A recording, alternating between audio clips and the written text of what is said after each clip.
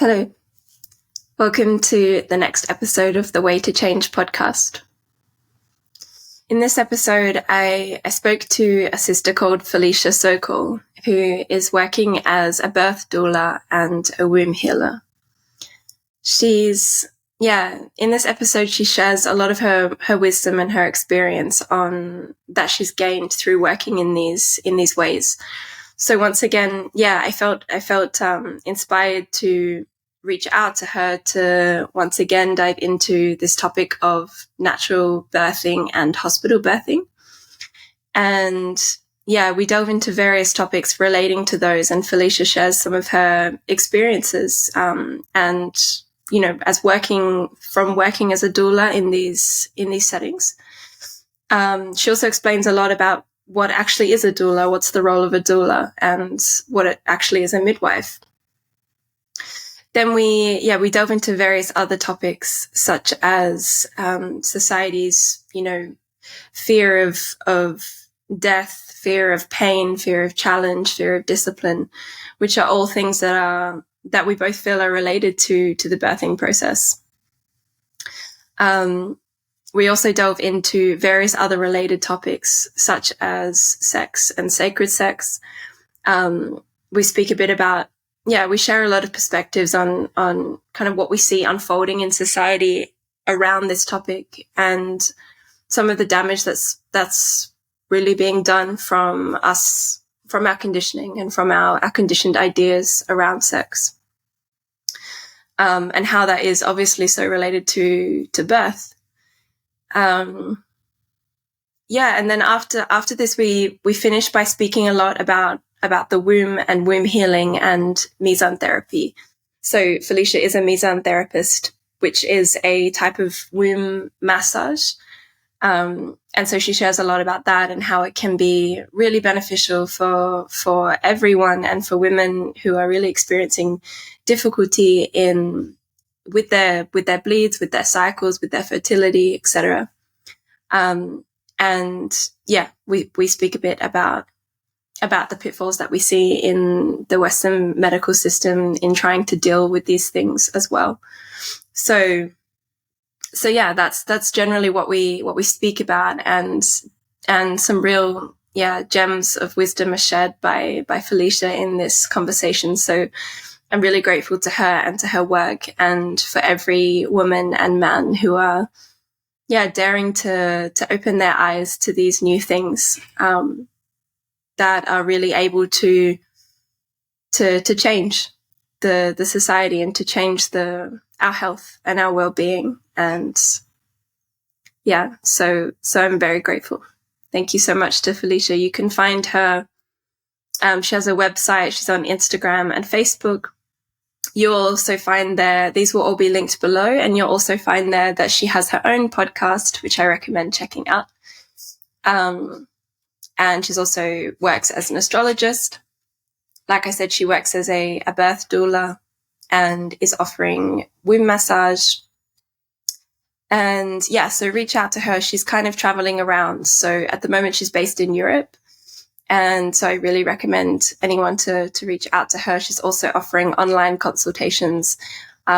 So reach out to her if you feel the call. And thank you once again for Felicia and for all of the work, and for everyone listening. It's much appreciated. Thank you.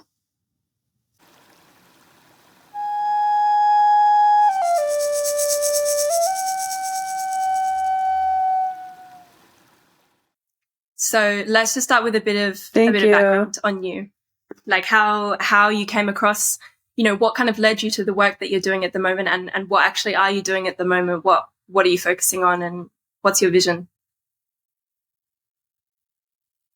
Yeah, cool. It's nice to get this question because I've been on a few podcasts and I don't want to give the same story every time. I'm like, I like to see a new version of that kind of story, what led me here. But I think a lot of my work is just like womb related, like feminine related. At least the work that I do outside in the world, not necessarily the internal world, might be more about a lot of things. But what I do externally, what I give towards others in a more tangible way tends to be very femme-centric, very womb-centric, I should say. Yeah. And yeah, I'd say like as a child, you know, some people have this like gender dysphoria. I definitely have always had gender euphoria, I think. I was always like, I always just felt like being a girl and being a woman was perfect for me. Like, and that can mean a lot of things, but maybe I was just born into a time like where it was just a more free space to be that. Like, had I been born a woman in the 1600s in certain societies, that's different. But I was born in 1991, and I feel like the world as a young adult, and like, not that it's perfect or anything, definitely not that we have like a perfect psychology as a humanity, definitely far from it, but it's definitely a freer world to be who you are, I think. At least from the outside. So for me, it was perfect. I loved being a woman in this world. And in the context of the culture I was born into as well, because there are parts of the world that it's not so free to be a woman, even still.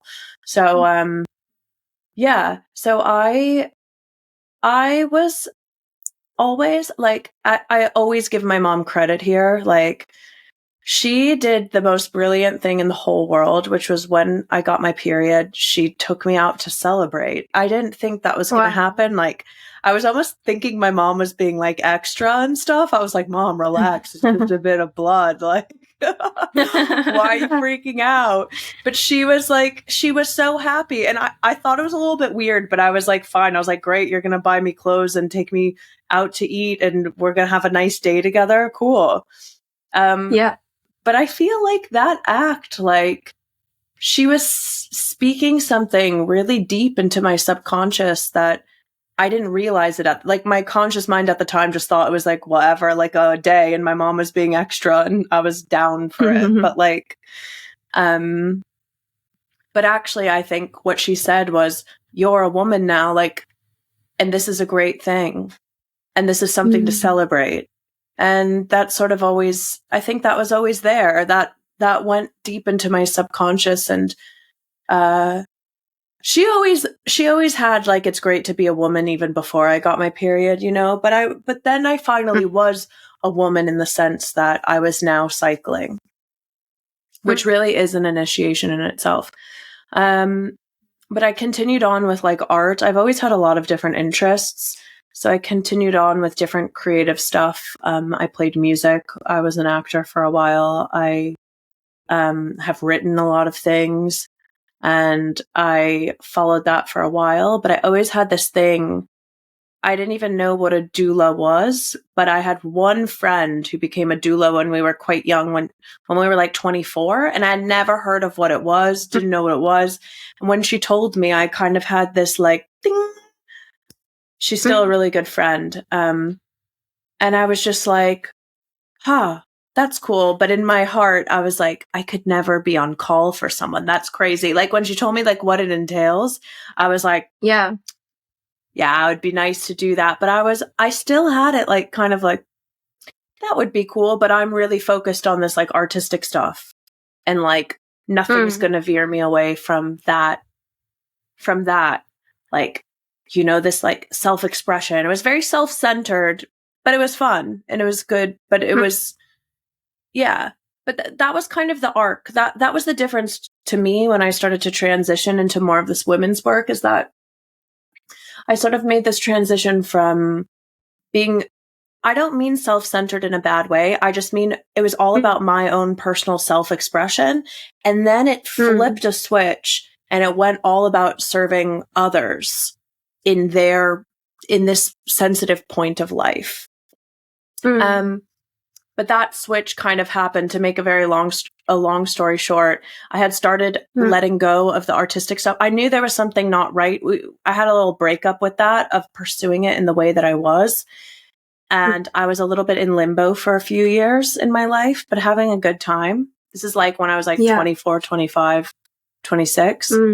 I traveled a bit, quite a bit, and I was having a good time, but I felt like I really wanted to give my energy over to something else, and I didn't know what it was yet. And I was very uncomfortable not knowing what that was. I felt a little, I wouldn't say lost, but really wanting that anchor.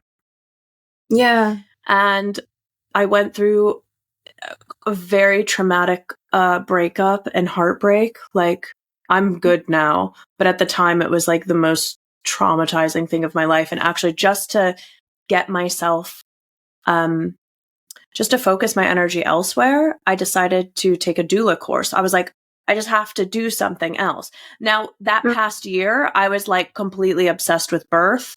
I thought it was the most fascinating thing, but I thought it was just a subject I was obsessed with. I didn't think it was anything I was going to pursue. So until I had this difficult challenge in my life and this like heartbreak and all this grief, I was like, I have to just take a course.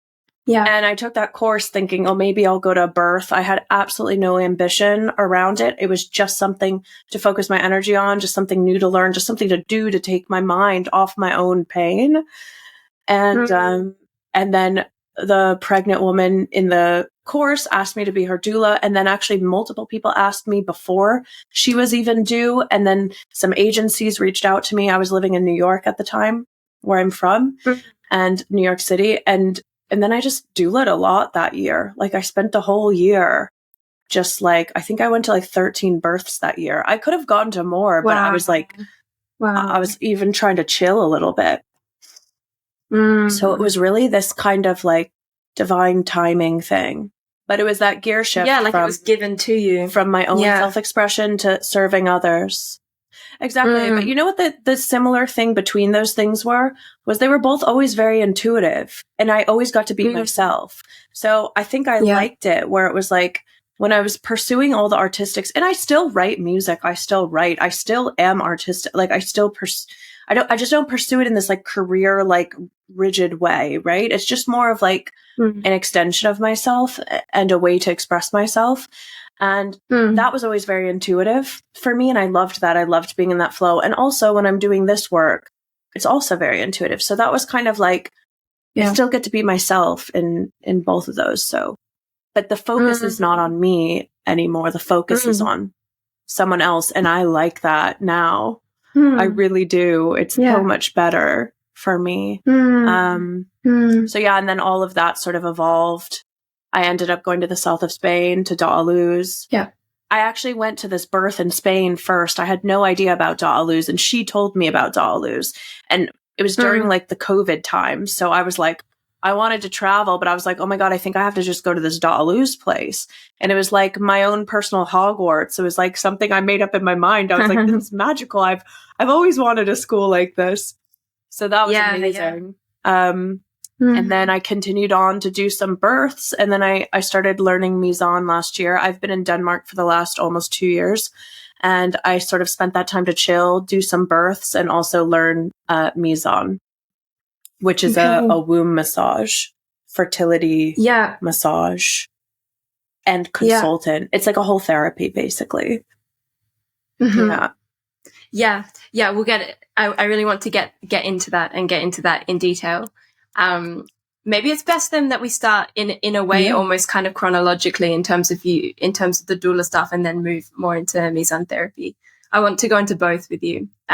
Cool. Given, all of your experience with the doula work.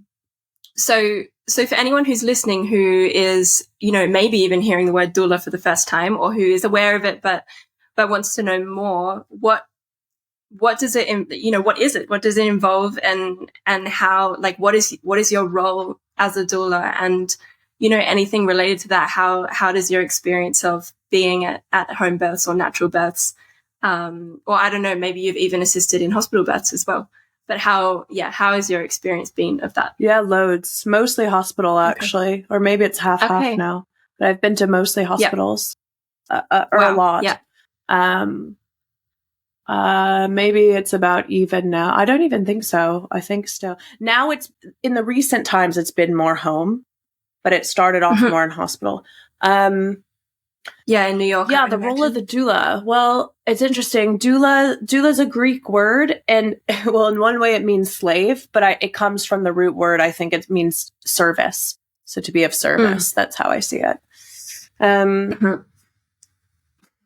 gosh, what is, I think it would be different for every doula, or I guess how she expresses that will be very different for her. But this is sort of my personal philosophy is,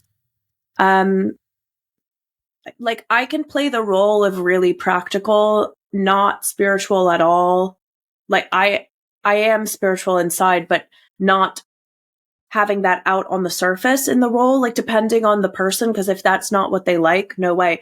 But no matter what birth I'm at, even if I'm totally like in this practical doula role, intuitive, emotional, physiological, kind of like very modern doula role, it's still a spiritual job because you're dealing with the cross between life and death, or before life and whatever, this portal between worlds. So it's, to me, it's very much like, feels like an honor to be in that space and to be of service in that way and to help women. And it's not always even in the birth. You can be helping women over the phone. I remember calling a woman. She didn't want a doula, but she was just asking for some perspective. To me, that I'm still in that role. So it's a role, like I'm not identified with it in like my whole, I'm just a person, but when I'm in that role, it does feel like a spiritual thing. So and extremely intuitive, and it feels spiritual for a few reasons. One is that you're being of service. You are nearly forgetting yourself, not in a forgetting like your awareness of yourself, but more like all your desires, all your fears, they're not there in that space. Like all that stuff that follows us throughout the day, and it's not there. Almost like a meditation. It's not there, and your entire focus and your entire concentration is on this other person, and not toward a specific outcome, except aligning the outcome to what feels best for them, according to them, if that makes sense. So it's not like the birth needs to go this way or that way. It's like you also, another reason why it's really spiritual is you have to be in the moment. You cannot be in the future or the past. You need to have a lot of knowledge of the person's past and where they've come from. That comes before. But once you're in that space, you are acting in the moment. It is completely unpredictable. What's happening? What's coming up? What's being moved? What's not? It forces you to be in the moment. And that's also, to me, quite like a perspective. We're always so in time and in the past and future, and it's like, woo. So it's like this being of service, this being in the moment, and then acting from that place, acting from what is happening in this moment, and acting very intuitively. So I'm not there to like save the day or anything, because the role of the doula, just also for anyone, we'll get into like the more practicals of what it is in a moment, but like the role of the doula is not to do really so much. It's like to facilitate. You're like almost like a guardian in a way, but not in a heroic way. You're managing and mitigating certain energies, and it's kind of like an art, honestly. It's kind of like an art form, because we're so not that way in life. We're always doing, we're always acting, we're always thinking, we're always talking. Right now I'm talking loads, but I feel like more is done in the silence there.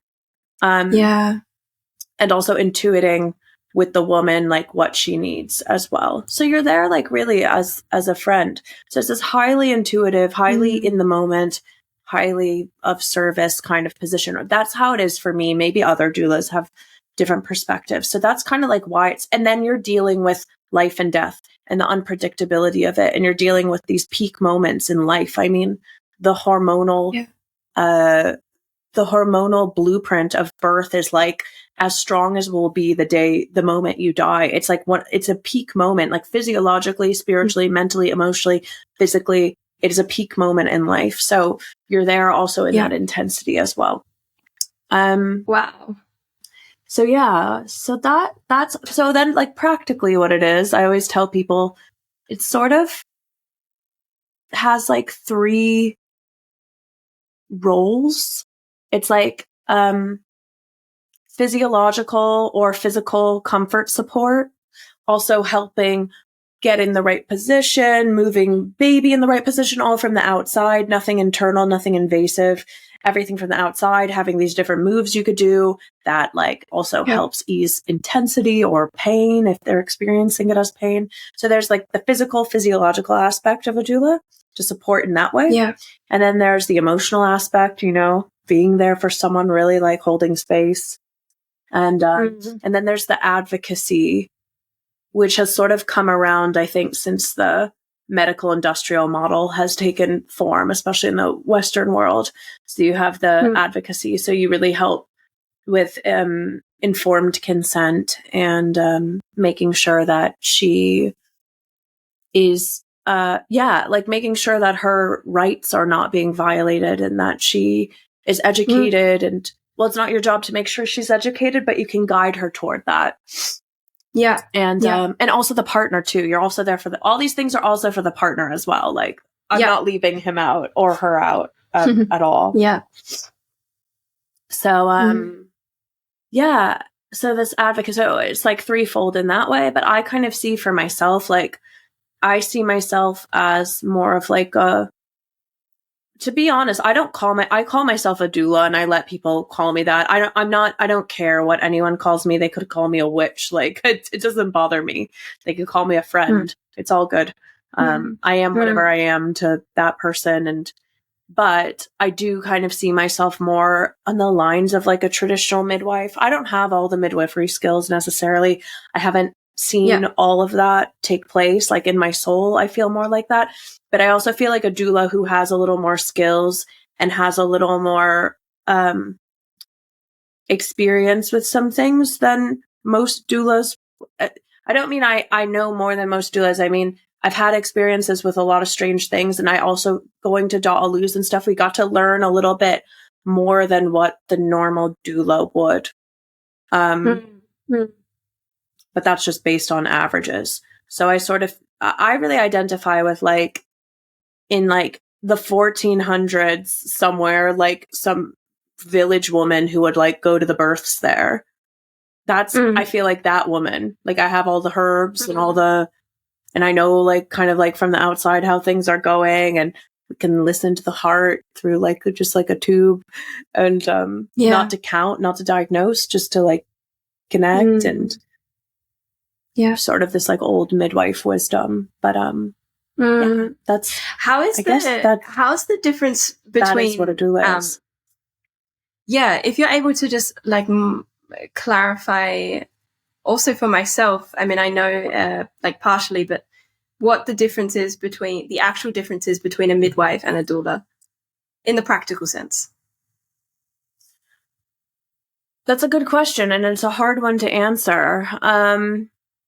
According to the Western world, well, then you have to go a little bit. So midwife just means mid is with and wife is woman. It literally just means someone who's with women.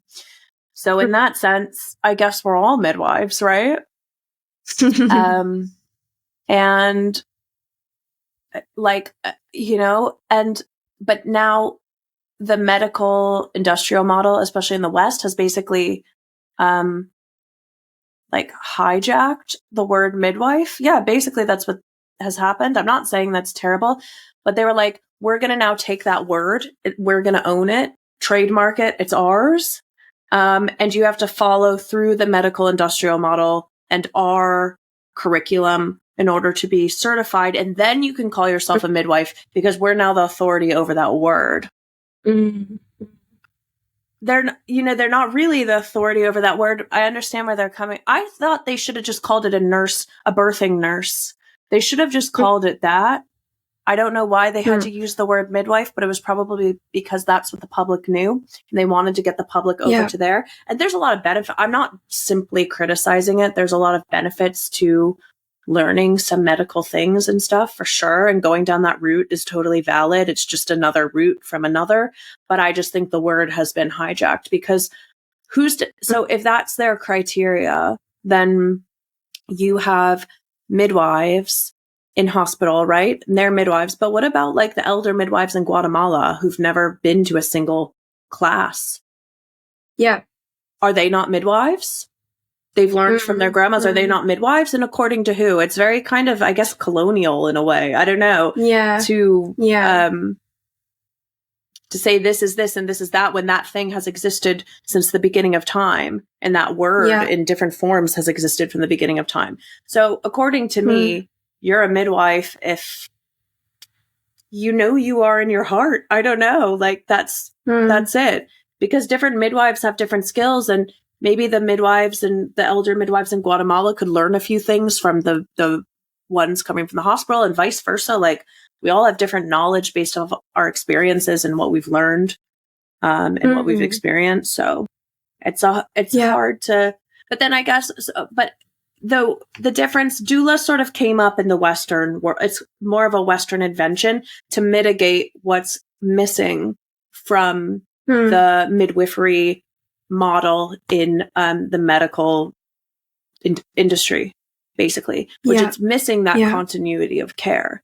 It's missing that midwifery being with women, because unfortunately and it's nothing against midwives working in that sphere. It's just they're with women under the jurisdiction of another authority. And that to me is like, it's hard to even call yourself a midwife if you're more like mid-authority. I don't know, like with, so their hands are tied a lot. I guess it depends on, what's running you. Is it the upper authority and the rules that you need to play by? Or is it your intuition? I mean, and I'm not just saying it's only intuition. Obviously the intellect and what we learn and what's in our learned system in terms of the skills, especially in the sense of, a medical setting, although it's obviously debatable whether a birth should even be considered a medical setting. But just to say to bring in the logic is obviously very important, and to marry the logic and the intuition. But yeah, I guess what you're touching on now is really saying, obviously it's a very complex question to ask what actually is a midwife. And I think it's really beautiful how you're starting to try to explain this, because it's obviously so complex. And I mean, at the end of the day, all of these words are just labels. And I think it's really beautiful that you say, if you feel that you're capable, and that if you feel in your heart and that it's your path that you are a midwife, then you are. I mean, obviously, ideally, you would want to, have some experience and have a teacher and actually learn the practical things and the things that are involved in birth. But yeah, really beautiful how you're actually, attempting to explain this and just making me aware that it's such a complex thing. Yeah, and also to be clear, like I think in the sort of Western context of things, why the doula came up was to give that real care and that continuity of care and working straight with the woman, where the doula will never abandon her. Not that midwives want to abandon any woman, but sometimes they have to, based off of certain rules or their licensure or whatever it might be, insurance. I don't know. But with a doula, she'll never abandon you because she doesn't have something above her like that. But just to make a very like clear distinction, like in general, the difference to me between them, according to this like more medical model that we all sort of see the lens through for the most in the Western world, in this like modern way, is that a midwife has clinical skills, is more of a clinician. Yeah. It can diagnose things more, has these more clinical with the clinical tools, can do things more internally. Like, she has those skills and that legal right, I guess you could say. And the doula doesn't have those skills, though there's still so much can be resolved without that. Like that's why. So to me, I just also want to be clear. I don't play the role of midwife ever in that idea of it. I just feel like a midwife in my soul, but I'm like to other people, I'm a doula, birth keeper, whatever. But I don't feel helpless as a support person, Yeah. I mean, the whole situation is so, yeah, it's so complex. And it's also really complex to, like you said, that we're viewing these things often through the lens of our conditioning. And so to try to start to unpick that and pull that apart is a long process, I imagine, on this road of feeling that this is your path and feeling that this is within you, you know, and I'm also really curious what the difference has been in your experience of being a doula in a hospital setting and being a doula in a home birth setting. Yeah. Interesting. Let's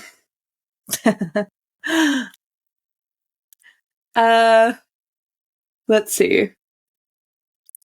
Because there have been some home birth transfers as well.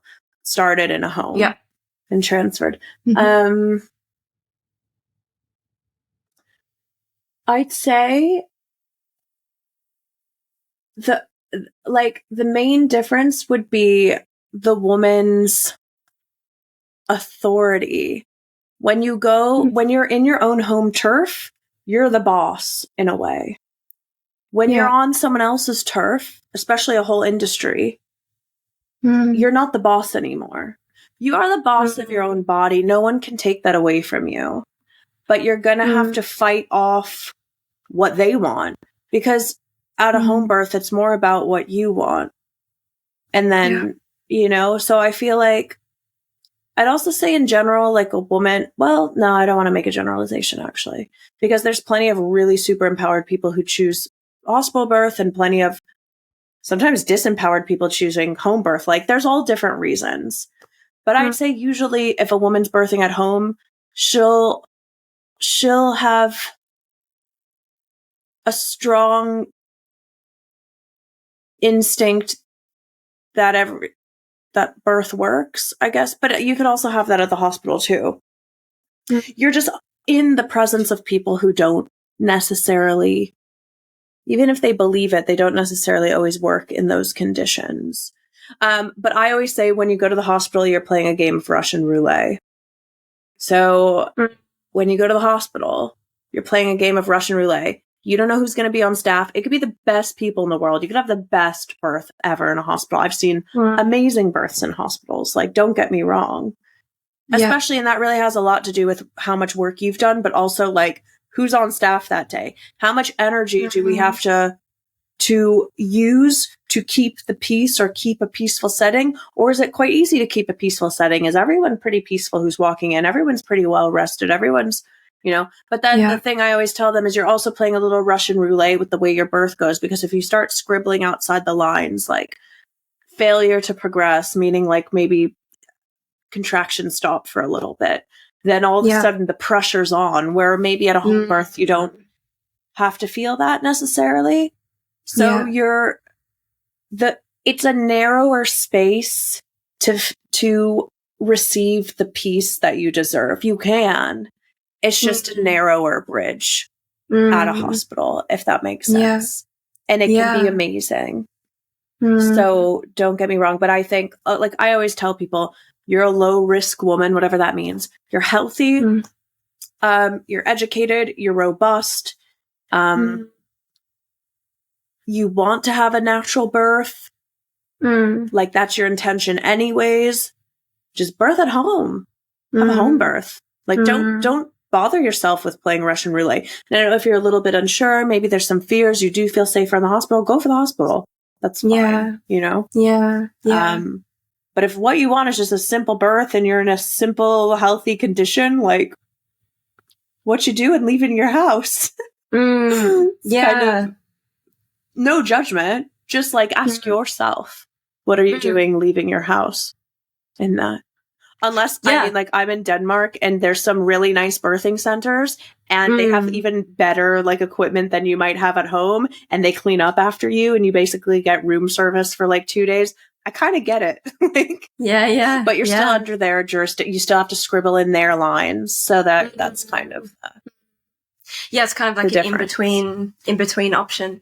Yeah, I mean I mean the idea of just not, you know, okay, I'm pregnant, I'm going to go and give birth in a hospital.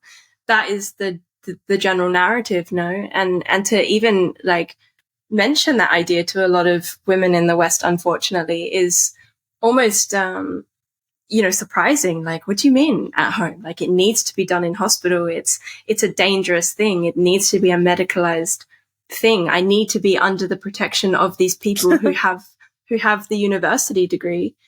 And,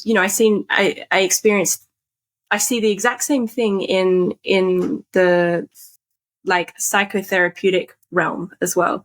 Like, I did a psychology degree, and, I don't want to like shit all over the university system and shit all over the modern psychotherapeutic system, because some of it is good. And I do have some friends, especially kind of, who are living more in cities and things like this, who are seeing therapists who have kind of more university degrees and have their training from that, and their therapist is helping them, and that's amazing. But I see just a lot of like mirroring in this, in like, okay, you go to university for like sometimes fucking like 10 years. And so much of it is reading books and, the majority of it, I understand that there are some like practicals towards the end of your degree, but so much of it is reading books and following the books and following the instructions of the books, following the diagrams of the books, following this. And it's almost hypnotizing. It's almost like the book becomes the God rather than the intuition. And this is why I'm saying this is so mirrored in the psychotherapeutic system and in the birthing system and in many other systems as well. It's that the logic is God. The intellect is the God rather than the intuition. Yes, absolutely. You really nailed that. And it's interesting to make that cross connection with the psychotherapeutic world, because it's also something that is kind of under the medical, and maybe not medical, but can cross over into that industry. But it's not like a pathological sometimes, but it's like, it's more about wholeness of the person, right? It has to go more inside, and it has to see individuals as individuals. And if you start just labeling things, you really have to, I think both those worlds really require you. They can't be so conveyor belt like they've been.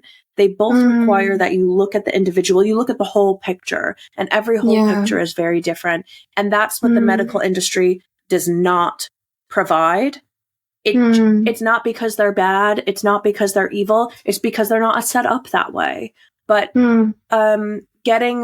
having a home birth, or even going to hospital birth, but hiring a doula too, you're going to get more of a like whole picture care. And that's so important, because that's how we solve issues if they come up. And that's also how we tend to people, is through the whole picture. And if it's just by book and label, it's completely divorced from reality and divorced from any real lasting solution or care, really. I think so. Yeah, it's interesting that you bring that up. Yeah. And I think just reflecting on it a bit now as well, I see like both of them as well, is that structure of medicalizing it and having the logic and the intellect at the top of the pyramid is taking away the power of the individual. And, we can go down all kinds of rabbit holes on what shadowy motivations there are. And that's, perhaps a whole episode of the podcast in itself. But I really see that. I feel that with my own intuition. I do believe and I do feel within myself that some of like the most, the people in our Western society who are like the lost shamans of our society, who are able to see so far out the box that they're placed in, are labeled schizophrenic, who are hearing voices, who are seeing things, who are communicating with other realms. They are labeled psychotic. And this is the same thing with a woman's birth, like she's so empowered in that space, so empowered when she's giving birth herself and feeling the the power and the potential of her own body. I cannot even imagine, you know, I don't have children and I can't even imagine, but I feel it within my own body that this power is being taken. Yeah. It's almost like it's something that we go through. Well, first thing I want to say also, just like on the medical industry, is like, I'm really happy it exists. I think it is so good that there are, I've been to births and scenarios where there was a genuine medical emergency happening that needed to be cared for, and like a cesarean was necessary in that situation, and all these, like, I've really seen that where it was something where, had it happened in the 1800s, you would have just had to pray and hope for the best, but it probably wouldn't have ended very well. So I'm not saying, because like back in like these old, like pre-medical industry, that we know there were like a decent amount of deaths in birth, even like maternal deaths, more than there are now, let's say a little bit more. A lot of those could have been avoided if they didn't burn the witches and all this stuff. So that's the first thing. And with proper hygiene and proper nutrition, some people were living in not very hygienic conditions, and some people were living in not very healthy. They didn't have enough food, different poor areas and stuff. So that's the first. Now that we kind of have the hygiene down and more maybe nutrition down, although we also have a lot of shit too now, but you understand, we have more access. That already takes care of probably 80% of the issues that happened back then. So that's the first thing. But there are genuine things that can happen, for sure. Very rare, but they do. And back then, without a cesarean, there were a couple things where, you would die, like, and so would your baby. And that now, even though it's extremely rare and it does not justify the amount of cesareans that are being done or anything like that, it is good that a cesarean exists. In that scenario, like, and that they have certain strong pharmaceuticals should there be like an extremely, extremely, extremely rare but severe hemorrhage. So like, it's great that all those things exist. Like, it's great. The problem is that we're going into that space when the problems don't exist. So at the bottom, and creating the problem often, not always, the stress, often will tell us, it will tell us when something's wrong. It will tell you when something's wrong before. We'll give you signs before. So we even have time, you know. It's not like, oh, you're planning a home birth and then something. No, you'll get signs. Like, the body's very wise. And a woman, like, knows, you know when have you ever been about to faint because you were really sick? Like, something's wrong. You're not stupid. Like, you can feel, ooh, something feels weird. So that's the first thing I want to say. I'm super happy it exists, because actually, for those rare circumstances that there was no help a couple hundred years ago, there is now. We have access to. Rare, but exists. So I'm happy for the industry. I'm happy that it exists. I just think our power lies in our utilization of the tools at hand. And I don't go crazy criticizing like the medical industrial complex. I do obviously I'm criticizing it now in a way, but I'm not so focused on them. What I'm focused on is women stepping out of that system into a new system of care with a midwife, or not if she doesn't want one, but with a midwife with care that's totally valid and good. And let's just stop birthing in the hospital so much.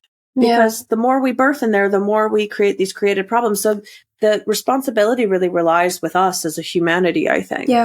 Rather than trying to get them to change. It's just a beast. It's a machine. It's completely mechanical. The medical industrial industry works in a certain way. It's just a machine. And the machine is great to use sometimes, but we don't need to keep going to the machine when we don't want mechanical outcomes. When we want a more intuitive, embodied space, maybe you shouldn't go to a mechanical setting for that. So that's kind of where I see it. I'm not so like angered about the industry. I mean, I do get pissed when I hear of like horrible stuff. Like, don't get me wrong, but I'm not focusing my energy on changing it. I'm focusing my energy on changing the way we think as a humanity, changing the way men think around birth, because they're also scared. If we can educate both men and women about this stuff long before, make us normalize birth, normalize these processes that are so normal that they've existed since we were like animals coming out of the sea. Yeah. So, you know, just normalize that, educate that. We have a much less scared society and a much more empowered collective as a whole, and individuals can make their own choices. If they want to go to the hospital, that's great. Let's just educate ourselves. That's all. Yeah. I think it's a really beautiful outlook. A problem that I really see is like that the hurdle or the issue of us, you know, of women and men, you know, and their partners, you know, with the ideal being that they shift towards trusting their body more and, you know, relying less on this mechanical system and trusting their body more.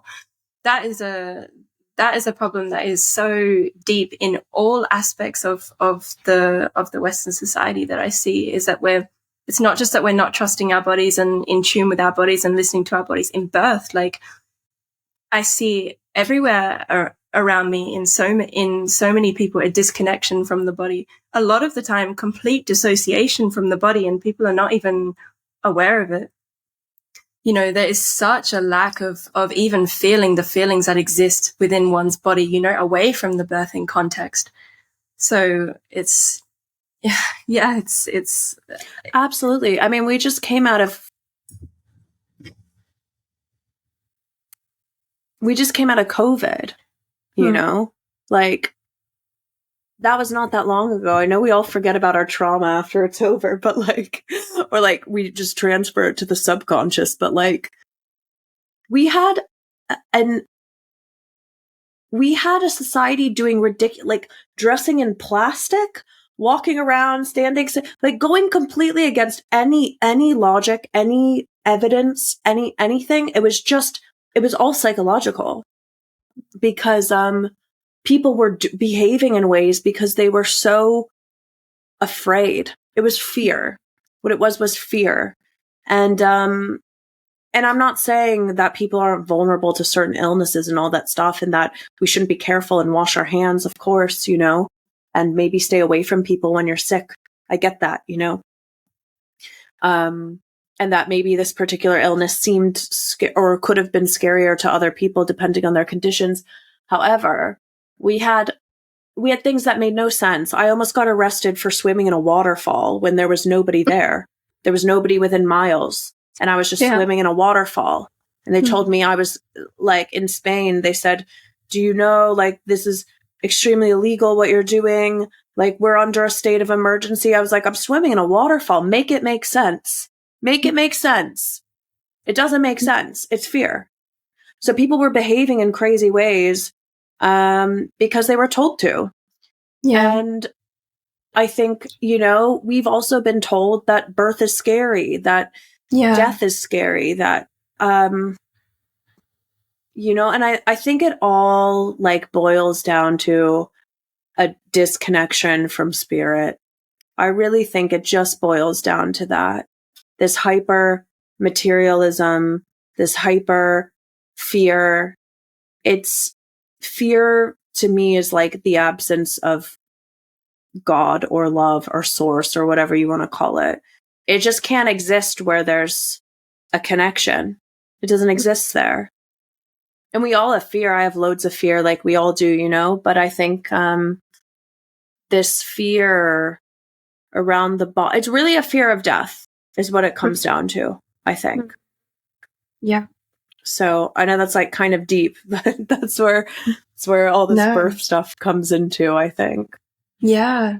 No, I really see that as well. So much, like through the process of, you know, doing a lot of shadow work and boiling it down and boiling it down and boiling it down and boiling it down. Almost always it comes down to a fear of death. Almost always it comes down to a fear of loneliness, which arguably is a fear of death. And once I really agree with you as well, it's a disconnection from spirit, and which is a disconnection from from the body and from the earth. And yeah, I really agree with you. Once that connection with spirit, connection with, you know, whatever you perceive and feel in your own heart is God, whether it's love or source or Pachamama or, you know, deities, then you're able to connect to that space, and you're able to connect to faith, really, you know. And that's what a lot of you know, that 5 years ago, before I started, you know, really going deep in healing work and connecting with spirit, I also, if I had have gotten pregnant 5 years ago, for sure I would have gone to a hospital, because I didn't have any faith in the power of my own body, my own intuition. I would not have had any faith in any doula that says that they're run by their intuition, you know. But once that connection to faith is developed, then these processes are allowed to unfold. So yeah.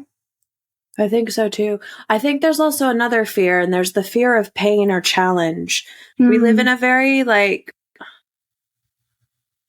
we don't really encourage challenge in the way, like, how do I say this? You know, I don't want to criticize anyone who wants to get an epidural or something. Like, as long as you know what you want and what's right for you and you're educated, I think there's no wrong choice.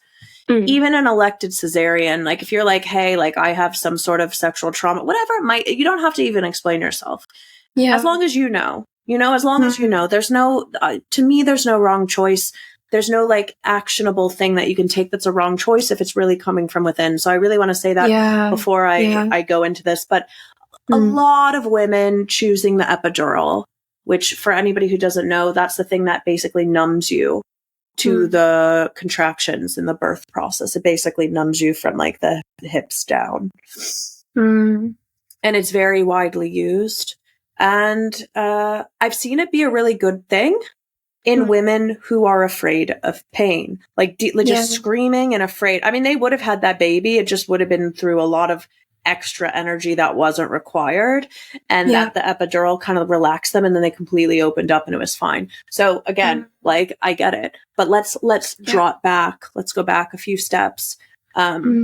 What's this fear of pain? Is it really painful? Is it intense? What is the sensation? Why are you afraid of pain? To me, like, nothing in life, and this is, like, my personal philosophy, nothing in life, no spiritual feat, no feat that you could overcome within yourself, no thing that you could develop within yourself, no talent, no skill comes without a challenge. The things that are born within us are born through a tremendous effort. And it doesn't have to be painful. It often is. It often is on some level, but you pay a price to you know, if you wanted to climb Mount Everest, you went through the pain of climbing that mountain. If you wanted to become a concert pianist, you went through the pain and discipline of those years of practice and possibly failing.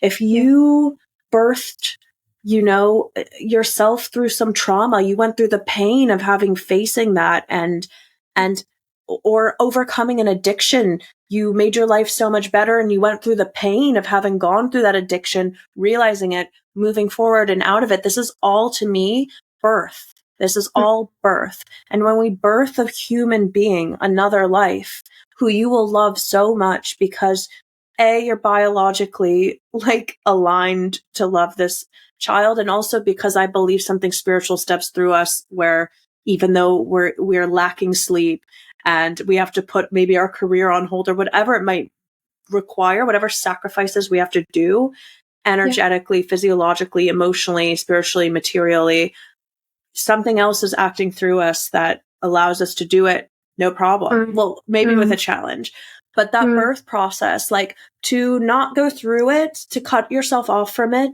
prematurely without maybe that necessarily being the right, like, without having faced the pain, maybe it is the right decision for you. Not for me to say, and definitely not for me to judge. But that part of, like, getting that thing that we've birthed, no matter what it is, even if it's another human or if it's something within us, is seeing it is having known the process that we had to go through to get it. And to cut ourselves off from those processes. It's kind of like society being like, I want to be a famous, amazing musician, but then that person not practicing. Or like, I want to be a footballer. That's great. Go for it. But then they're like, you know, it's like, well, then don't, you know, either go through the processes that are required or don't. We don't get a get out of jail free card in life, kind of, you know, we have to. No, I sound a little tough now, but it's more just something really. I feel like we need to look at. For sure. Yeah. Thank you, babe. Like that description, I really feel you're touching on such sacred discipline, you know, because I feel like a lot in these kind of, especially in kind of like hippy dippy communities, there is, you know, anger at the masculine, anger at discipline, anger at structure. And, you know, we need to liberate the feminine, liberate the go with the flow, which we do. But sacred discipline, which is, at least from my perspective, largely like the sacred masculine energy, is so required. And yes, it is. Yeah, I do. And especially what you were speaking about in terms of, you know, fear of pain, fear of the challenge, because our lives have become, you know, in the West have become so comfortable, at least on the surface. You know, personally, I think a lot of people are really suffering here, but generally, you know, with technology and with modern conveniences and stuff, as soon as we feel a difficult emotion, we pick up the phone, you know. And I say we because I've seen this pattern in myself, and I've worked really hard to break it. Because, yeah, again, that's another rabbit hole we could go down. But our addictions, and I see one of the sneakiest and perhaps the most pervasive is technology, is this like as soon as we have a difficult emotion, we can pick up our phone, we can open up our computer, we can go to anything to change the difficulty within our body because it's so hard to feel, you know. And I really think that, you know, taking this to an even deeper level is that it's been structured like that for us to have these distractions around us, because if we start feeling the actual level of anxiety that the average person, I really believe, is feeling and living with, people are going to start realizing how how fucked the you know, how unwell we've become, you know. And so went on a bit of a rabbit hole there. I feel this is all related. It's the fear of... that's my rabbit hole. It's totally related. You nailed it. Like, and I feel like, you know, a lot of us, many of us in the world right now are very frustrated with the state of the world and the direction of the world, with the globalists, with the elite, I mean, you don't even have to it's not a conspiracy theory anymore. Like, you can look at mass amounts of everything's being consolidated to a few, and everything that was dispersed, you know, like this is the direction that at least some people, a very few amount of people want it to go in. And we're all, not all, maybe not enough, but maybe enough, I don't know, are not okay with it. Now, with that, we also have to realize there's a payoff. So this is where that sacred discipline or like effort, I think, comes in. If you want freedom in your life from the globalists, in your personal life, freedom from an addiction, whatever it might be, you want freedom, then that is a tremendous amount of effort. You will have to pay with a lot of effort and a lot of responsibility. So do you really want I want it. I want it. I will tell you right now, hands on my heart, I want freedom. But you have to be able to say that and to act that. Like for me, it's to the point where, like, if it requires me to live in the woods on a hill with natural spirit, I will do that. I don't think it needs to come to that at all. I don't think so. But if it has to, I will. So, we get a lot of things for this convenience in life.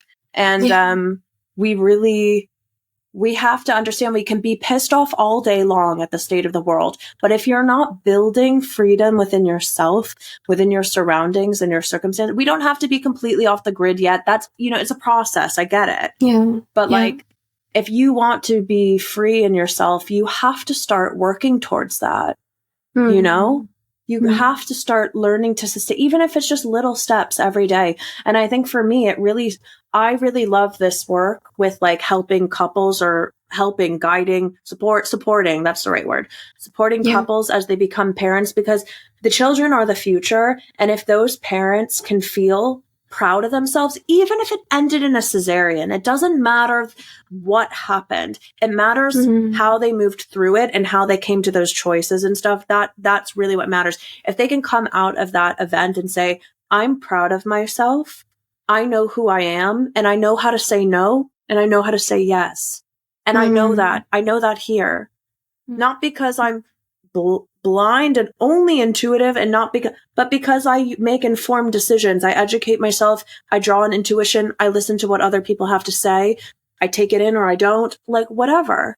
And, that's our future. So to me, if we can start it at the point of like the physical birth, then we can build like a society of more free people. That's why I want people to feel free in their births. I want them to look back and feel, proud of themselves, because it's more than just about the birth of that baby, and it is about that, but it's more for me, it's more than that. Yeah. Wow. Yeah. Starting off on the right foot. Yeah. Exactly. And exactly. And like coming to this birth process, educating people, and it even comes like, this is like a little, I've been like sprinkling this into different interviews and podcasts, and I don't know a way to say it correctly yet. And I just kind of like, but it also, for us as women taking charge of our womb, like, I know this is going to go against like the progressive, like Western society, but it also has to do with being wise about who we choose to share our womb with, and being wise about who we choose to sleep with or not sleep with, and being really wise about it. It really starts there. For the woman, to me, it starts there in that choice, with her sexual energy and choosing that, because what even started the birth in the first place, we have to draw it back. We can go back and back and back, you know, but, to me, like, we live in a society that really doesn't necessarily value that. In fact, it values that you shouldn't care a lot of the times. And that's part of the birth control industry and all this stuff. Absolutely. And I'm not telling people how to care or how they should care for themselves. That's up to everyone. But I don't think we've been taught to be wise as women in that way, as a collective. Maybe individually we have, but I think as a collective, we've been a little bit lost. And I think we're going in a good direction, I feel. Or maybe that's just the women I'm surrounded by. Wow. Yeah. You've really opened up an old can of worms right there. That's another very, very complex issue. And yeah, I mean, I really hear you, like really, really deeply. And I think, you know, firstly, you know, as you briefly touched on as well, like, you don't want to tell any woman what to do with her body or what not to do with her body, because we've seen throughout history how damaging that is, you know, with mostly the Catholic Church. And what I see now is that this kind of really intense pendulum swing the other way in order to try to balance the damage that the Catholic Church did with, you know, and so now there is, in a lot of kind of, you know, modern feminism, if you can call it that, the swing is really like, you know, liberate your sexual energy, have sex with everyone that you want, which to a certain extent, like, I'm not going to tell any woman to not, you know, if a woman wants to be promiscuous, like, be promiscuous. You have the complete authority over your own body and over your own sexual energy. Yes. But over promiscuity and like enforced chastity are like equally damaging most of the time, I feel, you know, and like you said, you know, being really, I'm like,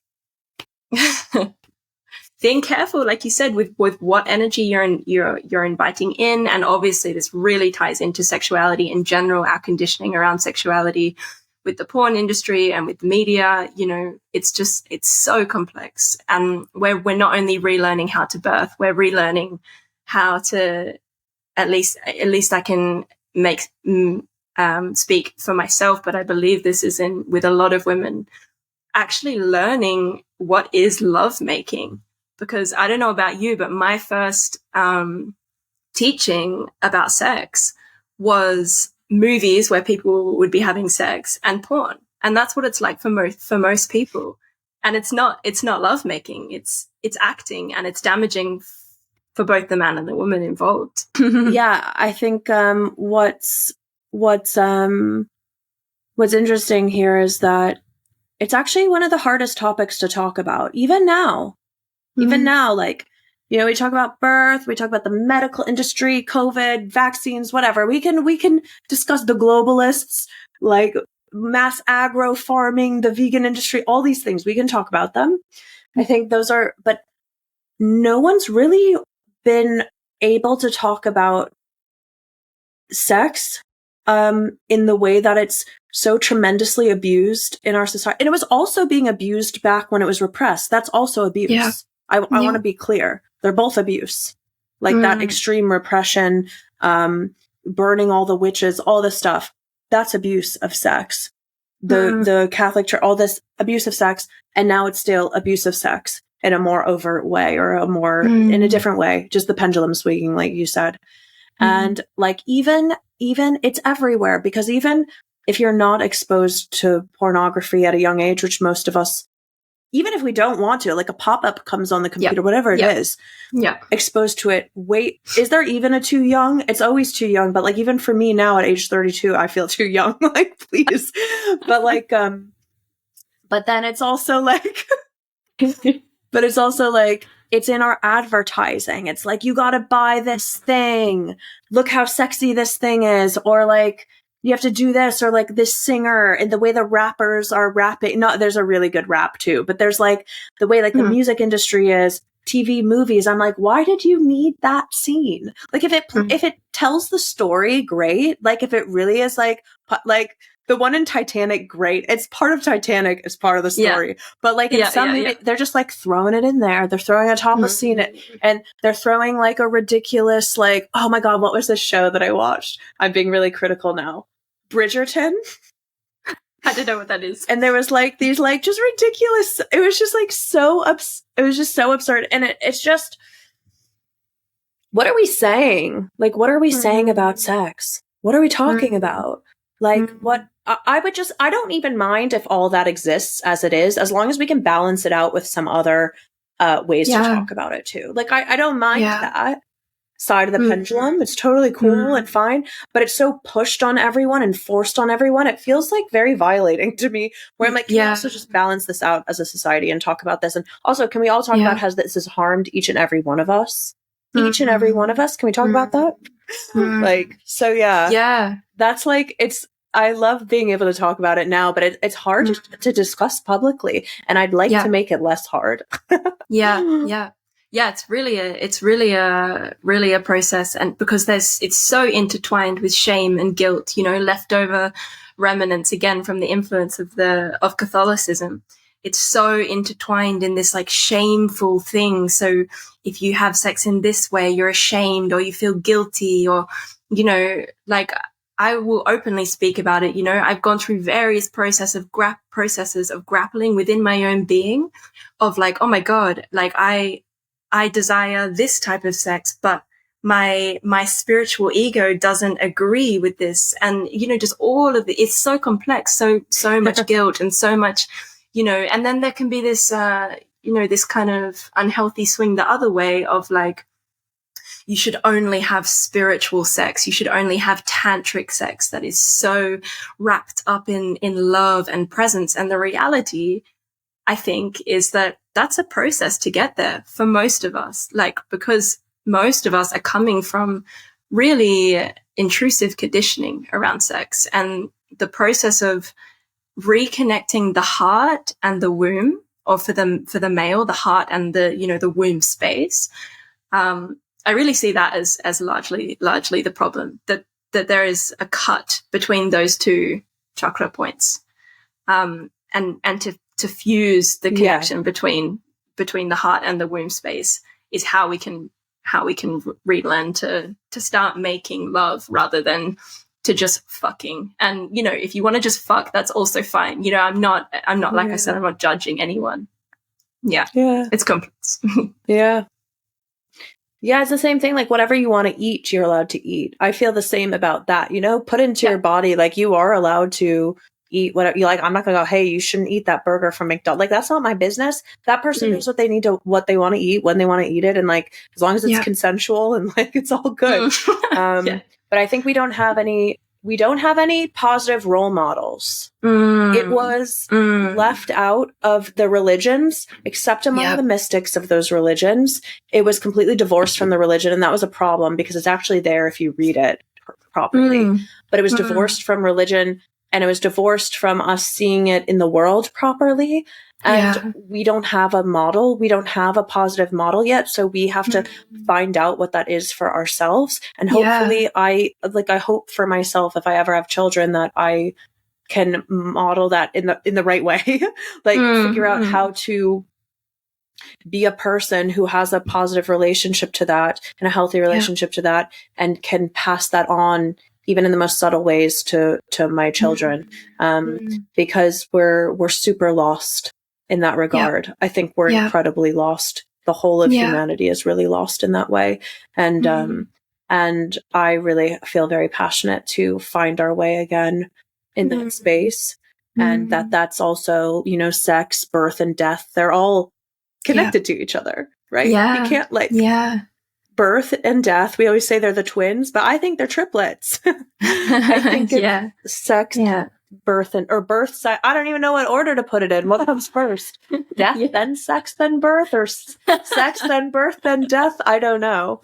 Like, where does the cycle begin? But we can't leave it out of the equation. We have to have that. And also, like, I mean, speaking of what you said, like, we can have so many egos around it and so many conflicting desires. And for me, I'm not an expert yet. I hope one day I am. I'm not an expert yet, but to me, like, it's actually very simple. There should be a seed of love, and we should earn it from each other, at least at the beginning. It should feel earned, and it should feel like it was earned through love, or through a seed of love. It doesn't have to be full grown, blooming love yet, but a seed of love. And within that love, if there's genuine respect and admiration for each other, and a genuine sense of lightness and love, then it doesn't matter what unfolds in the act. It's like, if that's really the driving force, it will be healthy. I don't know. That's kind of my take. But again, I don't know much. I don't know anything, but that's how I feel now. No, I hear you. And consciousness, which after all is love, you know, bringing consciousness and presence towards the act, you know, like really asking, you know, the other person, you know, making sure it's consensual with the other person, but making sure that it's consensual with yourself. Like, I feel like so much, absolutely. Like, so much sex and so much sexual acts are being done without the person even having the level of consciousness to be able to take 1 second to check with themselves first if they actually want to be doing it. It can become very mechanical and that's very traumatizing, and it's very confusing. And I'm speaking from my own experience, you know, just because the sexual drive is so innate, and in, you know, obviously in different levels in different people, but it's a really strong force. It's the force that creates life. Of course it's strong, you know. And the society, what I see is like that it's so hypersexualized. The modern Western society, you know, every lipstick, every perfume, every car is modeled by a beautiful woman. It's so hypersexualized. So there's all the, you know, the music is hypersexualized, as you touched on earlier. Movies are hypersexualized. So there's all this stimulation around us that is triggering unconsciously our sexual desire. But our consciousness is not evolved yet to understand what's happening. And so we go to somewhere for an outlet for this energy. And a lot of the time, unfortunately, especially for males, I believe it's porn. And it's just, it's a very, very complex thing that needs to be spoken about. I'm really, really grateful that we're speaking about it. Yeah, me too. Yeah. And I think also, like, being this, now I'm going to take it a little step deeper, is like, if we are not aware, if we don't become aware of ourselves deeply, I don't mean aware of our behavior. Well, that too. but aware of our internal behavior as well. Our thoughts, our desires. What is a desire? What's an egoic desire? What's true intuition? What's that? If you can get really in touch with that, you can start to harness real willpower. You can start to harness real drive. And when you have that, you know what's right and what's not. You don't have to make as many mistakes. I'm all about making mistakes. Mistakes are good. We learn from them. But let's not make so many that we have to suffer through our whole lives over it. And the way to do that is to know thyself. And because I think desire, like egoic desire, hijacks the sexual drive. The sexual drive is pure, it's divine, it's beautiful. It actually has a lot of power. It's raw power. It's like raw electricity. But if you plug it into the wrong outlet, you're going to suffer. If you plug it in, you can have like free energy and big pure, so I really feel that with it. So, but we can only know that because we can have desire telling us something is holy and spiritual and it's not. So there's a lot, you really have to know yourself, and you really also have to be willing to be open to making mistakes, not being perfect, but also trying to really understand yourself at the same time. Totally. Yeah. Holding yourself throughout the process, forgiving yourself when you do things that harm yourself, not adding shame to that process, which only makes it worse, guilt and shame, that there's no use for these emotions. I really believe that. Like, if you genuinely do something wrong and you feel guilty, like, okay, feel that guilt, but then let go of the guilt and then take the responsibility to make the change. Don't hold on to the guilt. Don't hold on to the shame. Exactly. Yeah. Let it be like a stepping stone to understanding your mistakes and moving on to them, but don't stay on that stone. Don't step on that stone and then stay there. I totally feel the same. I do think it does.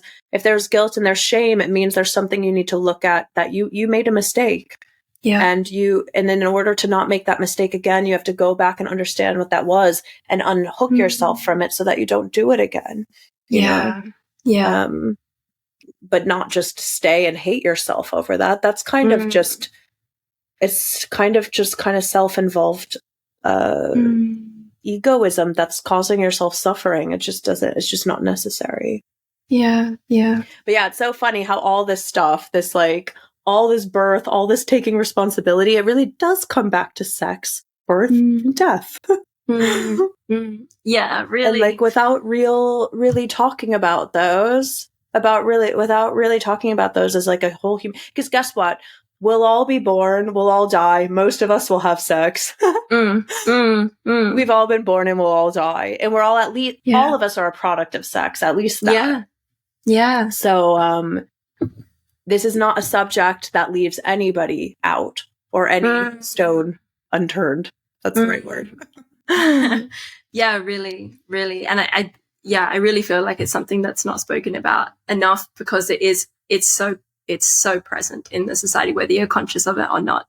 The energy is so present, in an unhealthy way. I mean, so we're taking the steps to make the change. And on that note, if you feel ready to, let's drift into the therapy that you work with, Mizan. Am I pronouncing that right? Yeah. Because this is obviously very balance in Arabic. Okay. Let's speak about that, because this is obviously very tied into sex, into birth, and So what is it? Tell me. I'm ready. Yeah. So it's like I learned about it in Da'aluz. We had like a little module about it, and then I had a session done by Sophia in Orchiva. Okay. And I really deeply connected to it. I was like, there's something here for me in this. And like, I don't even just mean career-wise. I mean, even just having the therapy done on myself. And so basically, I guess everyone can kind of do it in their own way, but there's like a certain massage. Yeah. I also like am a bit intuitive about it too, but like there's a certain massage, and it basically brings the like internal organs back into their center place. So you bring the like uterus and the ovaries back, because they can get really like, they can get like lopsided or whatever. So we bring it back center, and that also helps to circulate the hormonal system in a more centered way. It really works. I mean, it's actually incredible how much this thing works. I feel like it's really missing. Like, you have so much gynecological issues in the world. So basically, what it makes contact with is, I can't say it's like, you could say it's a fertility therapy in the sense that fertility is a balanced womb, but it also could be for women who are post-fertile, like in their menopausal or post-menopausal as well. So anybody really with a womb. Apparently you can do it for men too. I haven't like dived into that yet, but I just work on the womb really. Yeah. And yeah, you're basically bringing back everything into center, because we live in a world where, like, look at all the gynecological issues. And also, like, I also give people like different things that they can do at home to self-empower themselves, like castor oil packing, yoni steaming, different herbs they could work with, diet stuff. If I know, like, I'm not a full expert in everything, but I have enough knowledge where I think I can help people navigate that. There's like a self massage where they can also do like a very small version of what I'm doing for them, but for themselves. Yeah. But I think the thing that works the best in this therapy, and it really works, it's crazy, is that I think it's people making contact with their womb consciously, like more than any of the physical things that we do. Like, they definitely help. Like bringing the womb back center. But it's like the fact that they're making contact with the space, because in the first session, I always speak to them for like an hour and a half before. They have like a whole sheet they fill out. I want to ask them all about their past, pregnancies they've had, pregnancies they've lost, abortions, their mother's history, their mental health, their physical health, their diet, all this stuff. Like, we go into all of it. And when you start to ask people those questions and how their first period was and all this stuff, like, it's incredible to see how many women suffer from so much gynecological stuff. And I wonder if that was there from the beginning of time, or if that's just exacerbated by like all the chemicals we have in food and the pollutants in the air. Obviously, I can't imagine that's made it better. It probably makes it worse. Yep. And the way that we're living, the fact that women have really high intense jobs and they have a lot of stress, and stress is a hormone, and it basically, just to make it simply, shuts off the reproductive system, because if your body's in stress, it's not going to want to reproduce. I'm not saying you have to reproduce, but having the reproductive system well and working is a sign of health. It's like the fifth vital sign. And if you're stressed out and then that shuts off, the body goes, it almost is like the body has a predator around, and the people live in that constant state. And there's just so much there. But, asking women, and like this woman, so many women have been through abortions or miscarriages, and the first time they're talking about it is maybe with me, or talking about it in depth, or something that their mother went through, or this stuff. And it's so deep. Like, so, I think the best thing in that therapy is really just the woman making contact with her womb and giving it care, even if it's coming to me to do that. But like, the act of that, I think, is really healing, because we hold so much in there. It's such a receptive organ and creative organ. It like receives and creates, receives and creates, and receives and creates. And it's like, gosh, the things we're creating, or these diseases, what have we received to create them? And a lot of it is emotional. A lot of it is psychological. A lot of it is ancestral. A lot of it is simple, like stress, the way they live their lives, and pollutants, and the way they've taken care of their body and not listened to their body. But some of it like can be really ancestral sometimes. And again, pretty intuitive work as well, like, and actually really simple. Yeah. So that's it. Wow. It's a massage with a lot of like consultation and like other tools. Yeah. And I, honestly, like, why I love it is, so this one that I learned comes from North Africa, but every culture has its own. Like, I'm sure the Native Americans of North America have their own. The elder midwives from Guatemala, the Mayan midwives, they have Mayan abdominal massage. The Thai people have, I forgot what it's called. They have their own sorry, I forgot what it's called. They have their own version. The Chinese, like every culture has its own version of this fertility, but we have forgotten it in the West. We have totally let it go. We have totally forced ourselves from it. And now what we have is a lot of women with endometriosis, PCOS, trouble getting pregnant, cysts, fibroids. Like it's not normal. It's common, but it's not normal. And they're going to the doctors. And what the doctors are really good at is they can scan. If something's gotten so bad, if something has been under the pressure cooker for so long and gets so bad, they can do a surgery. That's kind of the best that or they can, if the symptoms are kind of bad, they'll give you birth control, which is kind of like, it's like putting a lid on, it's like a dirty closet with a monster in it and just shutting the door. That's all it is. And like, I get that can be helpful for like a short amount of time, maybe. And like maybe, or if like symptoms are so horrible that like you really are like throwing up and in so much pain, fine, go for that while you start to clean out your system as well and then get off of it. Off of the birth control. So now it's just birth control and surgery. That's all they give you. They don't talk about diet. They don't talk about even like abortions or losses that we've had that, or our mothers have had that could be re-entering or replaying out in like samsara and the cycles of time and confused and causing these things. So, I kind of feel like it's that happy medium. I hope there's a lot more womb therapists who come out in the world and help and do a bit of womb massage and all this stuff, because I think we really need it, especially in the West. Wow. Yeah. Thank you so much. It's crazy to think that every culture has their form of this and that we've completely forgotten it. And yeah, in terms of womb health and helping, cycle health, it's an absolute shit show in the West, to put it bluntly. Like you said, birth control is the solution. And I don't want women to blame themselves. Yeah. Exactly. And I don't want women to blame themselves or anything. If they're going through this, it's not your fault, is what I have to say. But what I do have to say is you don't have to go to the doctor constantly to be told the same thing over and over again, or to have to just keep getting surgeries to the point, there are other spaces and places where we can heal ourselves. A lot of it starts with nutrition and stress. Yeah. And then work your way out from there into the deeper realms, and cut cords with old lovers that aren't serving you. Do whatever you need to do, but clear the space. Yeah. It's very similar with gut and health. Talk to your womb. Yes.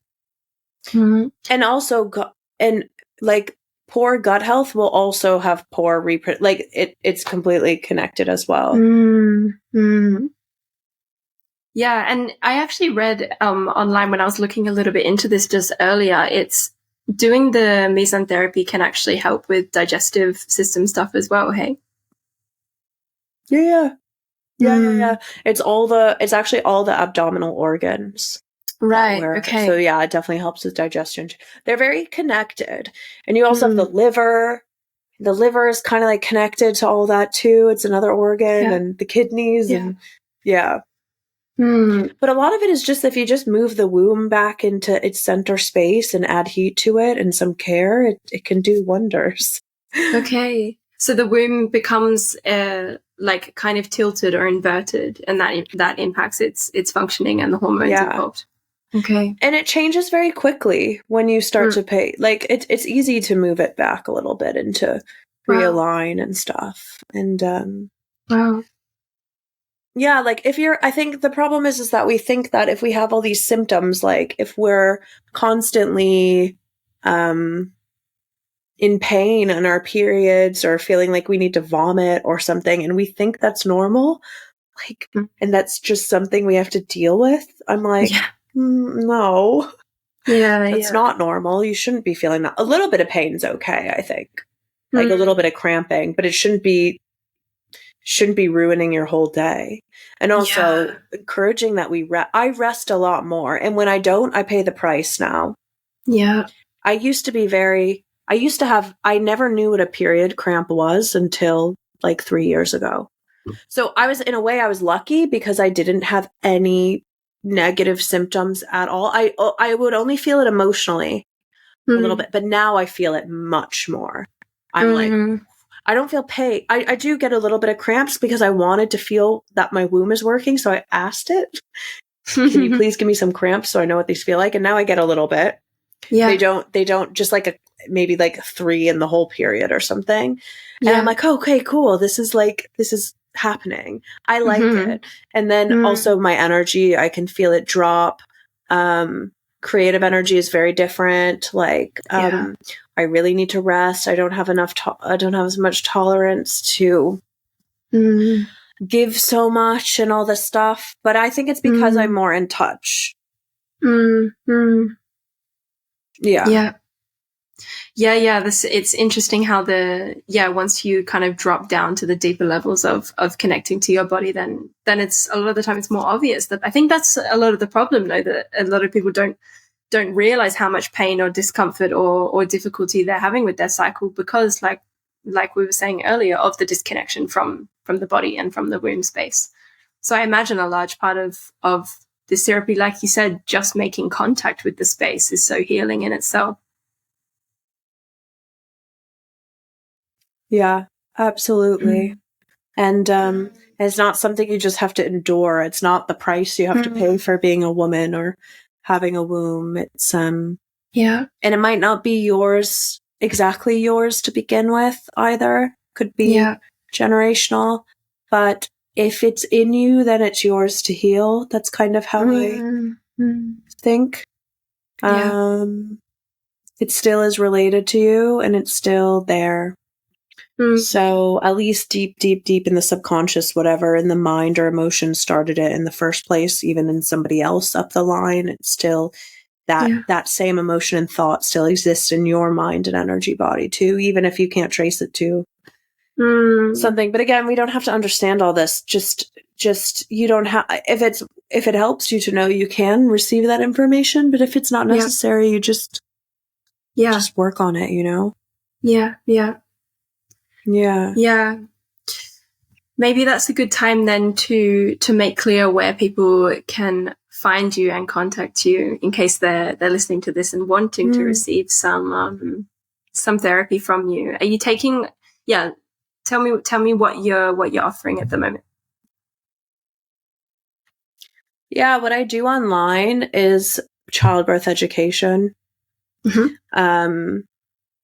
I'm also an astrologer. I've been doing that since I was a teenager, but that's not really something that I like, but that is on my website too. Those are just the 2 things that I do online, kind of everything. So childbirth education, birth coaching, if you need to debrief, if you need to understand your experience, if you need just a little extra hand in how to prepare and you want to do a session or something, we can talk about it.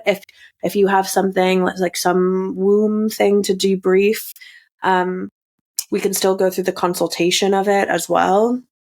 So we can always work together in some like kind of, I don't like the word coaching, but that's kind of what it is, like a coaching support capacity and educational capacity. I do a lot of childbirth ed online. So I love that. If you guys are giving birth and you want education, I'm there. Otherwise, everything I do is in person. I'm traveling a lot. So maybe you'll see me in Europe, maybe you'll see me in India, maybe you'll see me in Thailand. I don't know. Let's see.